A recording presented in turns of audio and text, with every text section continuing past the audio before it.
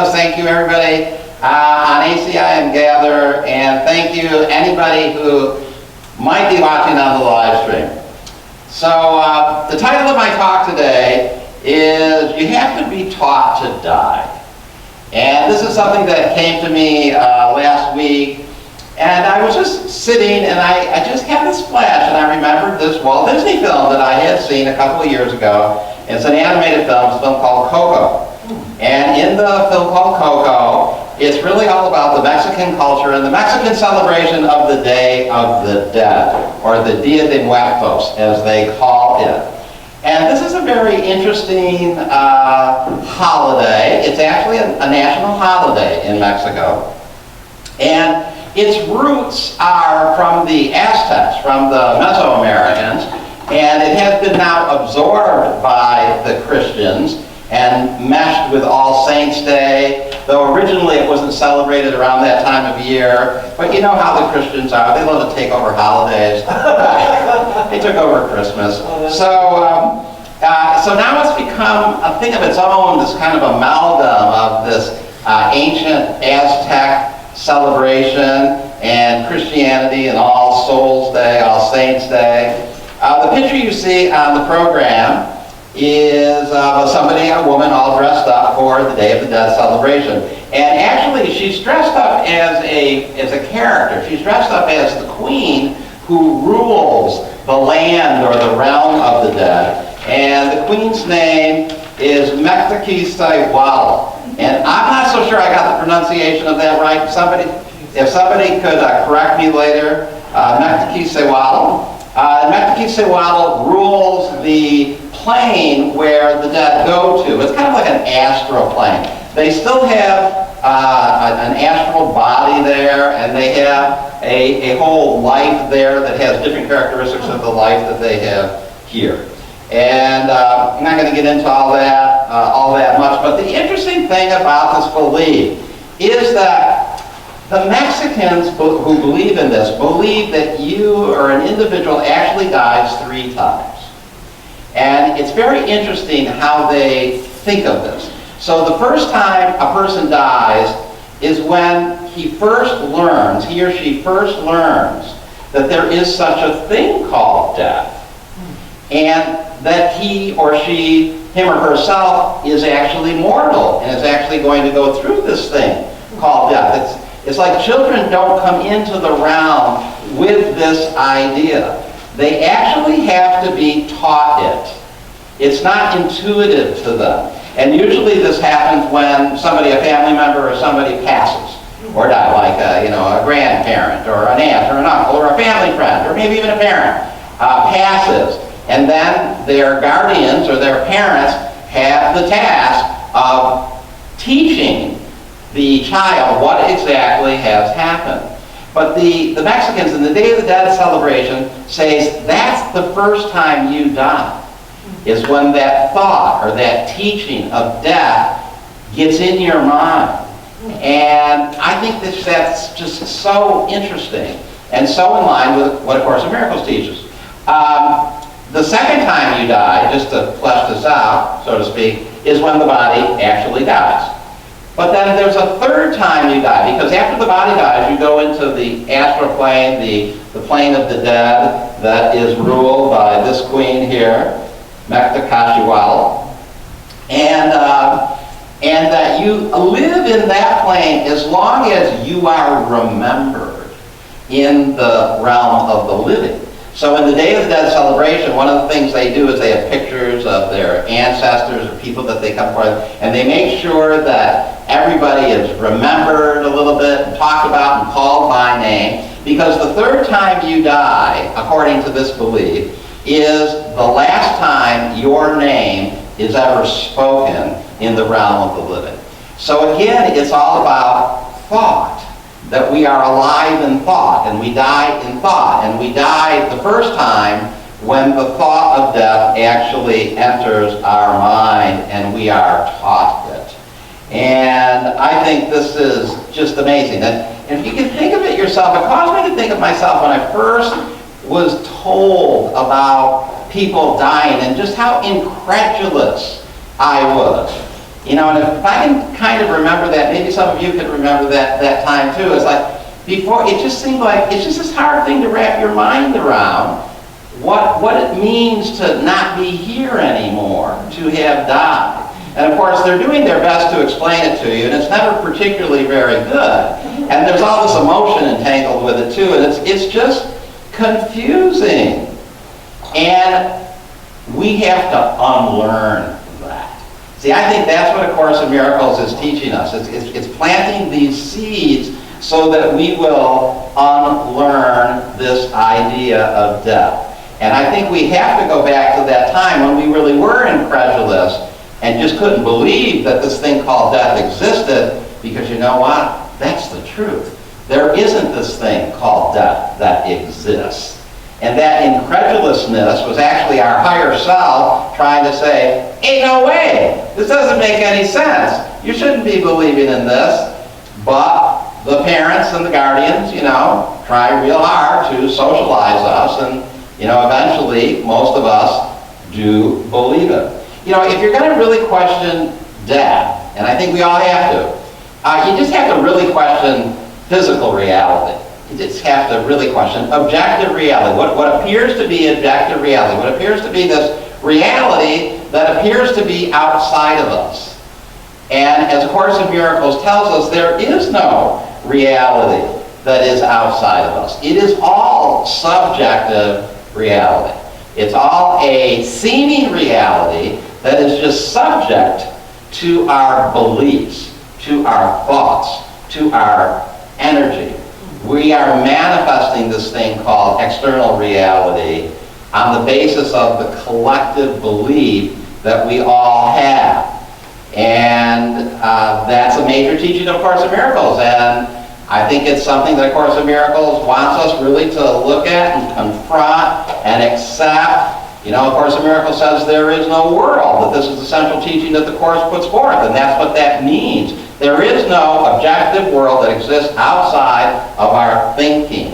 It is all part of our thinking. So when a thought that says that things die and we accept it, that thought is going to manifest appearances in what seems to be outer reality that are going to reflect that.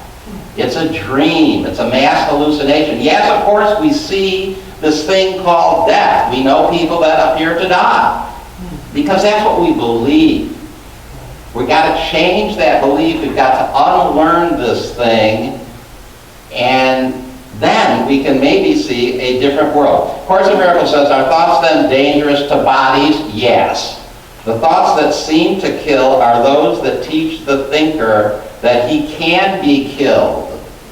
And so he dies because of what he learned. Okay, so that's exactly what that first death that the Mexicans are talking about. Are thoughts then dangerous to bodies? Yes. The thoughts that seem to kill are those that teach the thinker that he can be killed. And so he dies because of what he learned. So you think about our guardians, and we, you know, generally, we tend to love them. I mean, I love my mother and my father, and I know they were doing the absolute best that they could, but they also did a lot to socialize me into the world, and they brought death into my life. You know, at least they reflected my belief in death. I don't think I was a victim of that. I think, of course, we come in with these beliefs, but we project them out there, and then they get reflected. So I definitely forgive my parents and anybody and everybody. And I remember that as much as I loved my mother, and she was sweet, she worked hard, she certainly loved me, she had a lot of fears. She was a very fearful woman. And these fears would crop up, and she didn't have much of a filter on her fears. I mean, they would crop up and surface, and she would rant and rave and scream and cry, and it was fine. I forgive her. But those fears, you know, I'm not saying she put them into me. They must have been there, or I wouldn't have been born into that family. But they reinforced these things. And I had a lot of fear, and still do, that I have to work through. And I forgive my parents, and I forgive everybody that appears to be there in the outside world that appeared to do something to me.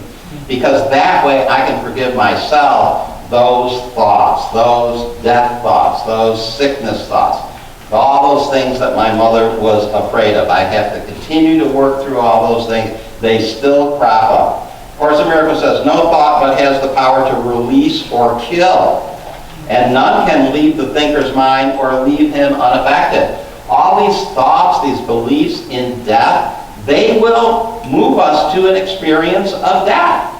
They have the power to kill us. They don't kill us really, but they will lead us into a death experience. And if we are here to have a different kind of experience, we have to unlearn those thoughts. You who have tried to learn what you do not will should take heart. For though the curriculum you set yourself is depressing indeed, it is merely ridiculous if you look at it. So this idea that life, and when we go within and all we see is life and all we experience is life, this idea that somehow that life is going to end, that's ridiculous. That's what the little kid knows in part of his mind intuitively. And then the Course says, resign now as your own teachers. This resignation will not lead to depression. It is merely the result of an honest appraisal of what you have taught yourselves and of the learning outcomes that have resulted. Remember nothing that you have taught yourself, for you were badly taught. And who can keep a senseless lesson in his mind when we can learn a better one? We can learn a better lesson. We can learn a lesson of infinite life, and we can see infinite life reflected here. I believe that. I am moving in that direction. I want to experience a world that continually reminds me of infinite life. Hallelujah! Hallelujah! Thank you. I want to see a world that continually reminds me of infinite life, not a world that reminds me of mortality and finite life, and it's going to take work. It's going to take vigilance. It's going to take unlearning. Course in Miracles says, you do not ask too much of life, but far too little. You know, what I was taught and, you know, what my family taught me was I had a limited amount of time here, and that I should, you know, do the good things in life. Of course, my mother always believed that that was finding a good woman and having a nice family with children, because, you know, that's what she did. She found a good man, but she found a mate, and she had children, and that was what her life was about, and that's what she tried to instill upon me, and it was a great problem for her that I never really embraced those values. And in the last 20 years of her life, all our interactions, there was always some conversation about when I was going to find that nice woman and have some children. You know, that she wanted grandchildren, and you know, she had grandchildren from one of my sisters, but she wanted all of her children to have children, and it didn't quite work out that way. I am here, though, to experience a completely different experience of the world. I think the world can show us something absolutely, incredibly different than what it has been showing us. You know, A Course in Miracles says, I loose the world from all I thought it was. I cut the world loose from all I thought. We got all these ideas about what the world is, but we have to loose it. You know, I looked up the definition of loose. So I'm going to read what it says about loose. And think about it. This is what we have to do with the world. Not firmly or tightly fixed in one place. Detached, or able to be detached. Not held or tied together. Not packaged or placed into a container. It's loose. It's loose. I want a loose world. Amen. Amen. Thank you. Loose of a person or animal, free from confinement, not bound or tethered. I want to be free from confinement. I don't want to be bound and tethered to these ideas of limited number of years and what those mean. And that's why I talked about when I had my birthday last month. I'm not even going to think about the how old, quote, how many years. You know, the world tells me I've spun around. I'm going to let it go, because there's just all these attendant thoughts that come with that. And you hear them all the time. If you're going to loose the world from all that you thought it was, and if you're going to unlearn this idea of death, just watch watch what people say. Don't take it in. I hear it constantly. All this talk about limitation, the body getting older, can't do the things that it used to. I used to be able to do this, I can't do this anymore. Sickness, this, that, all those things. Okay, they're appearances in the world. We can acknowledge them just like we do the healing. We can acknowledge the appearance, but we can also remind ourselves that God still is love, and this is not His will. And this is not what He would want for His children. And this is not what this world has to experience and show us. The world can show us something else because we loose it. We stop pushing it into a container. We stop tying it up, and we stop tethering it to this idea that we have, that we taught ourselves. And, you think about, look at how loose the world actually already is. Marianne Williamson is running for president. I mean, how loose is that? It's amazing. She hadn't been, hallelujah! She hadn't been registering very well in the polls, but this week, in a New Hampshire poll, she registered 1.5%. And you may not think that's a lot, but that's a lot more than she had been registering. And she registered ahead of Cory Booker, a United States Senator, Beto O'Rourke, the Texas former representative, and Christian Gillibrand, who's the senator from New York State. So she registered ahead of those three people. And, that caused some interest. And she was interviewed again on CNN. And Anderson Cooper, she finally got the major CNN person, the top person to interview her. And you should look it up on it's kind of interesting. And she handles herself amazingly. And he's not very nice to her, really. He's not like those good women were with her on The View. They were really bad to her. But he's like challenging her and about A Course in Miracles and, about really the practicality of thinking you can bring love to this equation. And she really, I think she represented A Course in Miracles really, really well. That's amazing. A Course in Miracles is getting talked about all the time on national television. Are you kidding? This is incredible. This is a very loose world. If that is happening, we've done a really good job of loosening the world, and that's going to loosen the world even some more. The Course says, teacher of God, your one assignment could be stated thus: accept no compromise in which death plays a part. What seems to die has but been misperceived and carried to illusion. Be steadfast, but in this be not deceived by the reality of any changing form. Be steadfast, stand fast, be vigilant for the truth.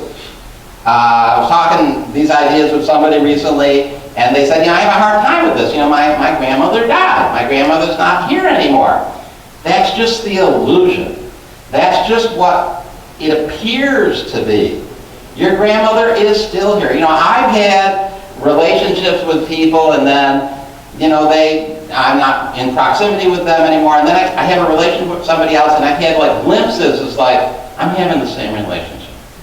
It's a different body, but it's the same energy in some way.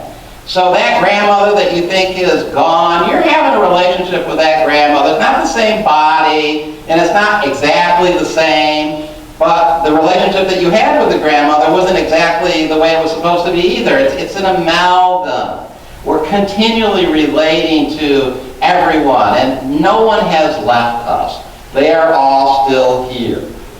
Jesus tells us in A Course in Miracles, he says, if we share the same mind, you can overcome death because I did. Death is an attempt to resolve conflict by not willing at all. Like any other impossible solution which the ego attempts, it will not work. Death is not going to work. It's not going to save us. It's not going to release us. We're not going to be any better because our bodies went through this experience of death. That intuitive feeling that you felt when you were a young child and they tried to teach you about death and you just didn't understand it. I just remember I remember being in my car, in the backseat of a car, and I must have been 5 or 6, and just trying to grok it. What? I didn't quite get. I just don't. But then, you know what? It never really grokked. I just accepted it. At some point I just accepted it, and it felt weird, and it still feels weird. Go back. Find that incredulousness that you had at 4 and 5 years old, and nurture that. Nurture that. Because that's how we unlearn death. Thank you very much.